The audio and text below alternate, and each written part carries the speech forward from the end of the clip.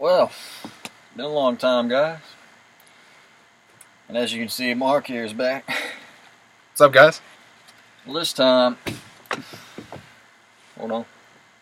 Hey, let me get one of those too, brother. Go along with the beer. Thank you, sir.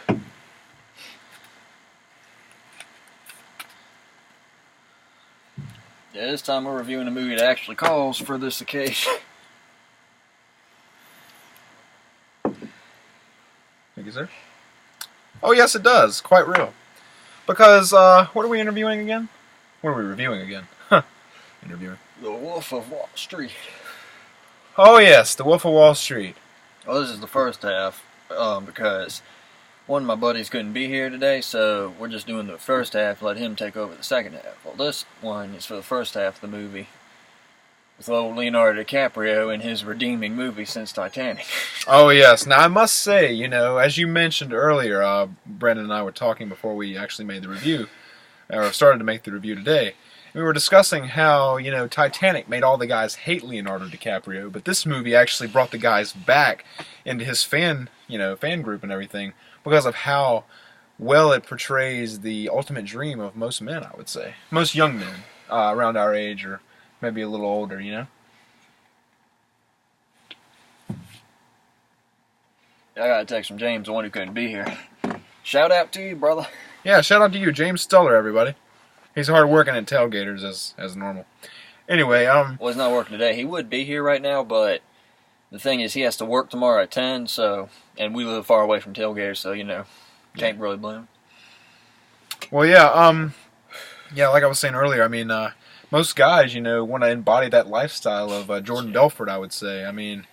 Whether you want to admit it or not, his lifestyle, especially towards the beginning of the film when you see him really, living that lifestyle, as he mentions in the film, he sleeps with hookers, he's married to this beautiful woman who, I believe he said used to be a stripper, but I'm not sure. Anyway, he's married to this beautiful woman, he has these hookers, he has, endless alcohol, drugs, fancy schmancy suits, cars, a nice house, possessions, money, pretty much everything you could ever want, really. And, he really embodies that image, especially in the beginning of the film. We're introduced to that. And that's really, I think, that beginning scene where he's, my name is Jordan Belfort, and he really goes into it. He's really, introducing us to who he is and who that person was, because it's based off of a true story, of the real Jordan Belfort. And he really, really captures the attention of the audience with that, I think. Would you agree with that? Yeah, exactly. Titanic is, I think this is Leonardo DiCaprio's ultimate flip side of Titanic, whereas Titanic is every girl's dream, meet that handsome young guy who sweeps you off your feet, all that jazz. And, guys can't really relate to that because Titanic, while I guess it wasn't intending to, it was kind of propaganda-ish because it portrays one guy as a complete jerk without sympathy and has Leonardo DiCaprio as this good guy, whereas this one, Leonardo DiCaprio is the rich, I'm not going to say douchebag, but he's a rich guy that guys can relate to. They want that lifestyle. Well, I think in today's terms, the proper term would be, F-U-C-K, boy, fuck boy. That's really what he embodies in this whole film and everything. Yeah, this movie was. When I first watched, I wasn't expecting much because, I like Leonardo DiCaprio movies. I like Blood Diamond, and he was considered for Robin in Batman Forever, and I think that would have been cool. And, it's nothing against Leonardo DiCaprio. I just didn't like Titanic. But no offense to you, James Cameron, because you did the Terminator movies, and those movies were amazing. Oh, yeah, totally.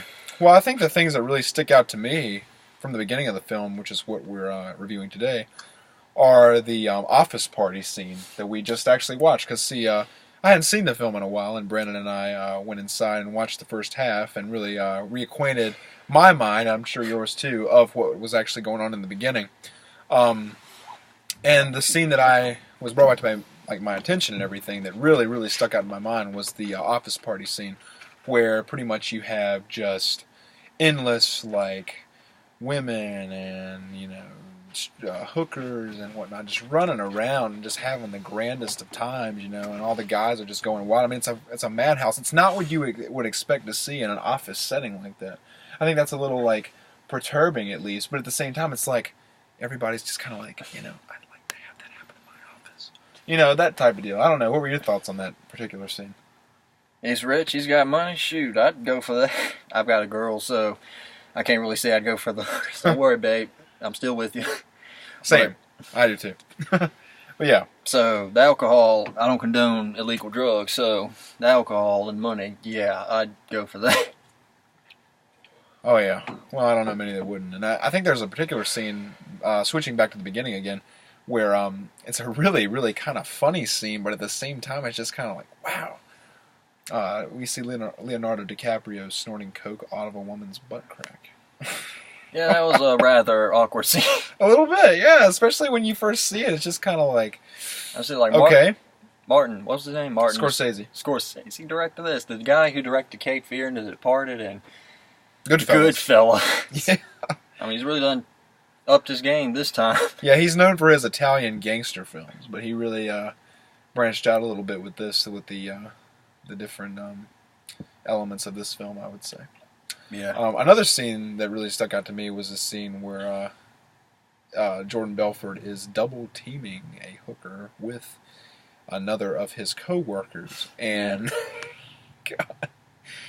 And then he mentions too, while he said they were doing that, he said, I was married. He said my wife was out doing something. I couldn't remember what he said, but he said my wife's out doing this, and here he is in his office just doing this with another guy. And I'm thinking to myself, wow, dude, you really just don't give a you-know-what about what you're doing. I don't think Rose would have gone for him too much. No, not at all. It's like Leonardo DiCaprio died in Titanic and just went to this heaven. So Titanic, his character in Titanic dies, and he gets reincarnated as every man's dream, a.k.a. Jordan Belfort. Of all people. Yeah, the party scenes I liked in particular. I wish I had the money to throw these kinds of parties into the fucking stratosphere. Yeah, and the strip club scene too. Yeah. I've actually been to a club like that before, so I know that whole experience. It's an experience, I'll tell you. It's quite interesting. I haven't been, and like I said, I've got a girl, so I can't go now. Yeah, don't worry, baby. I'm still with you. Don't worry. Oh, FYI, does she watch these reviews that we do? Yeah, she's watched a couple. Okay. That's why I'm giving a shout out to you. I'm giving a shout out to James. Who else do we want to shout out to today? No, those are just the dogs. The beagles that are barking right now. No, I'm just kidding. Also, in this film, we see the emergence of Rob Reiner, who some older fans may know from the hit television series of the 1970s entitled All in the Family, where he played Meathead. Yeah. Well, I'll tell you guys, he doesn't look like Meathead here. He's balding, he has a beard, and he's quite large and gray. So, he might be a little hard to spot at first, but once you do and you hear the voice, it's like, that's Meathead. But no, he plays a really good role in this as well. I'm not going to spoil it for you too much. We want you to go out. The point of these reviews is to tell you what we think about them, tell you whether you should go out and waste your time or not waste your time with them or not, and then let you guys go see. And hopefully, when you guys see these reviews, you will, comment or share our video and tell us what you think about it after you've seen it. Yeah, I mean, with these reviews, we're actually doing the directors a favor by giving all these positive comments. I don't think James Cameron would like this too much, but yeah, Titanic is still a well-crafted film, so I recommend it based on that. It's not my personal cup of tea, but still. Wolf of Wall Street, though, yeah, I recommend any guy who wants a nice takeaway from life. I recommend having a nice gallon of alcohol beforehand because that makes the movie so much more. Yeah, cheers to that. Yeah, this is ultimately Leonardo DiCaprio's redeeming film in my mind. I mean, and it's not just the fact of Titanic. He does a groundbreaking performance. He's really showed he's got the skills needed. I mean, he's a real good actor in this movie. Shout out to you, Leonardo DiCaprio. You did great in this movie. I mean, you were phenomenal. I mean, it's really hard to accept that you haven't gotten an Oscar yet because, I mean, your performance was amazing. Everybody did a good job. Jonah Hill, Matthew McConaughey. Oh, yes, that's another one of my favorite scenes. The scene where Matthew McConaughey is doing the thing on his chest. That is the best. Yes. Oh, my goodness. Yeah, that is just so... It's not only... It's funny, but it's also kind of interesting. It kind of makes you just want to pause the film and just kind of like learn to do that yourself, and just in like a meditative sort of way, just like when you're like preparing to do something you really don't want to do, or just meditate in general, just be able to just sit there and everyone's gonna look at you like, what the what are you doing?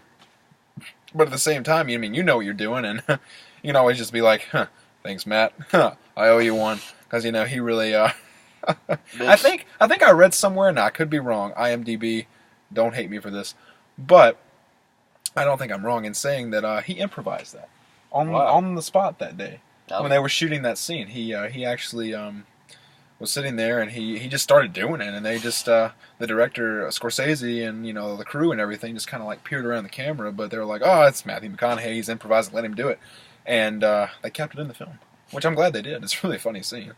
But yeah, you'll see it when you watch. Yeah, big step up from that Magic Mike crap. Yeah, and just for the record, I'm not reviewing Magic Mike, so don't freaking ask. All I got to say is, ladies, Magic Mark is where it's at, so don't be fooled by all that crap. Channing Tatum, who? Anyway, but yeah. Another scene that I really liked in the first half of the film is a scene with involving Margot Robbie, who, as we know, portrays Leonardo DiCaprio's wife in the film. And there's a scene, it's a very prolific scene with a camera, a hidden camera. Yeah. Where she takes her foot and she just kind of teases her husband a little bit and just puts the foot up, right on his, face and everything. And, she's got all the goods spread out there for him to see, but she keeps him at bay. And I don't know, when I saw that, I thought about all the girls I've been involved with and who they've teased me a little bit, but they've never done anything like that. But I would say in that scene, she proves to be the ultimate tease that I think most guys can relate to. I don't know. Would you agree with that, Brandon? She certainly teased them, that's for sure. In front of their daughter, I think. Yeah, just no fucks given, exactly. And there was a security camera of these guys seeing it. She got all pissed off. Yeah, it's pretty good. Yeah, you'll see. It's a great scene. Well, I mean, I've covered all of my favorite scenes from the first half. What about you? Let's hear some of yours. I just like them party scenes. Happy-go-lucky, just get pissed off at life. You just crack one open. What was that quote you made earlier in regards to the party scene? We're taking us into the fucking stratosphere. Oh, yes, that is a great part right there. Yeah, like I said, Leonardo DiCaprio definitely stepped up. I'll say this. For those of you who have been fans of DiCaprio since he was a small boy, you will definitely see in this film that he's come a long way from Gilbert Grape. Yeah. A long way from Gilbert Grape, I might add. Yeah, not to bash his performance because, like I said, he's a terrific actor. Oh, yeah. I mean, him and Johnny Depp in that movie was amazing. But yeah, this time he embodied... It's like Leonardo DiCaprio was thinking, I gave a gift to the girls. Why don't I give a gift to the guys? Be their role model. Yeah. Be who Charlie Sheen wishes he could be. No offense to you, Charlie Sheen. You're awesome, too. I mean, I wish you'd have played Batman in the Tim Burton movie, but... Yeah. I hope you have a steady recovery, I found out last week that he has HIV, so...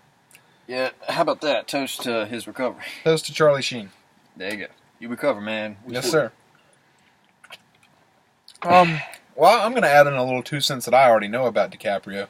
Anyone that knows anything about his personal life knows that DiCaprio is notorious for dating some of the most beautiful women in the modeling film scene. For a long time, he dated the foreign model Bar Raffaelli, who, God, she's been on Sports Illustrated Bikini Edition magazines for years, and she is just absolutely gorgeous. And they dated for a while, and now I don't know who his current girlfriend is, but she's also a model. But she is very, very beautiful. And he kind of lives that lifestyle to it. I don't think he's as douchey or as outrageous as his character in the film, but in real life, DiCaprio, he owns a yacht. Wow, that's cool. He has very nice cars. He has beautiful women around him at all times. He's constantly traveling to these foreign, beautiful places, and just docking. He's notorious for docking out in the ocean, middle of the ocean, just enjoying, what all has to offer. The nature has to offer, and the paparazzi numerous times has caught him just smoking a cigar, drinking a glass of wine, just having a great, just a great time. out on his yacht. So he really kind of embodies this lifestyle. I mean, he's one of the most well-known, one of the most successful, and also one of the most wealthy actors in Hollywood today. Yeah. Yeah. Yeah, I think he pretty much hit the nail on the head with this part. Like, okay, Matt Damon, no. Even though he was in the movie, Matthew McConaughey, no. We need DiCaprio. Yes. Yes, definitely. Anything else for the beginning of the film that you'd like to mention? Well, I mean, the choreography and the acting, was just so stunning. I mean, I love a high-class film, and The Great Gatsby was a high-class film, but you could tell all that mess was fake, the partying and the artificialness of the backgrounds. But this right here, it all looks so practical. It's not CGI. It's actually there. I mean, they lived the lifestyle, yeah. It looks like a lifestyle you could live in this day and setting where, you just don't need a movie camera. You can just, even here, like we're doing, we're just enjoying some drinks, smokes, and having ourselves a piece of that lifestyle. The ultimate bro day, essentially. Yeah. I mean, it's a relatable movie for every guy alive now. I don't recommend taking your girlfriends to see it because... Oh, no.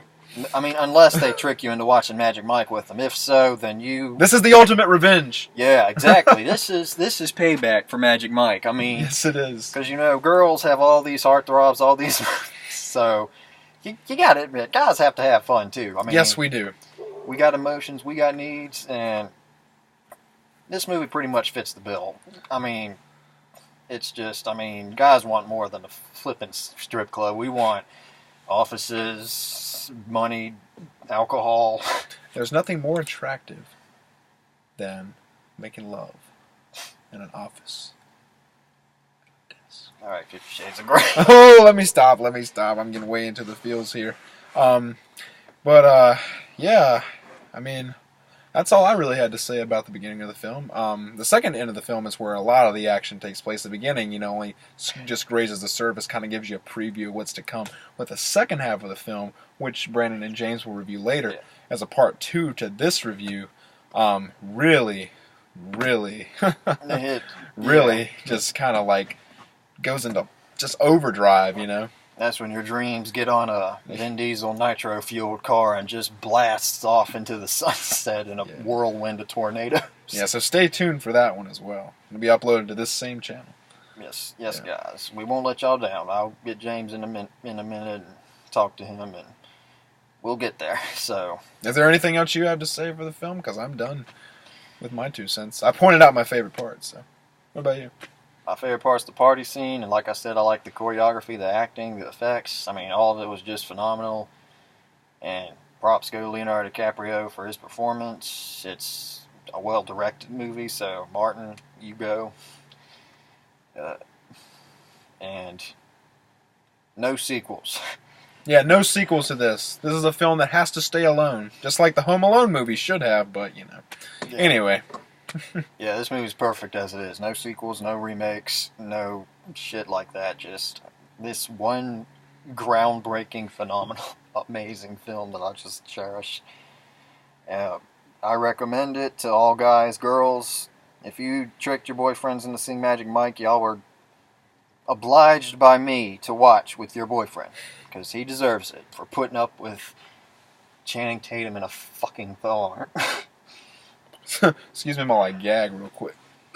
Yeah. No offense to Channing Tatum, but that don't do it for me. We hope y'all like this review. It's been our pleasure. I know it's been a while since we've reviewed, and we're back. It's been a while since we reviewed together. Yeah. If you'll recall, the last time we reviewed together was Ferris Bueller's Day Off several years ago. Yeah, that movie right there is more... This is almost like a spiritual successor to Ferris Bueller's Day Off. Like in high school, this is your ultimate fantasy. A girl, run away with your girl, your buddy, take a day off from school, party, have fun. But this one is the adult life, just take a fucking day to cut loose, like Footloose. Or several days in Belford's case. Yeah, and just fucking cut loose. Have fun, enjoy life, drink, party, all that. I mean, I don't condone illegal drugs, so no on that one, unless marijuana gets legalized, and when it does, hell yeah. 420 blaze it. Hell yeah. I mean, yeah, this movie is like a successor to Ferris Bueller's Day Off. And I hate to say it, but I think it's the better movie because you can relate more. Plus, it's more up to date. It's more more recently made than Ferris Bueller. That was back in the 80s. This is just a few years old. So, you know. Yeah. So yeah, that's pretty much my 2 cents. And you think that's about it? Oh yeah, I'm good. Well, all right. All right, guys. Have a great day and stay tuned for part 2. Yeah, guys.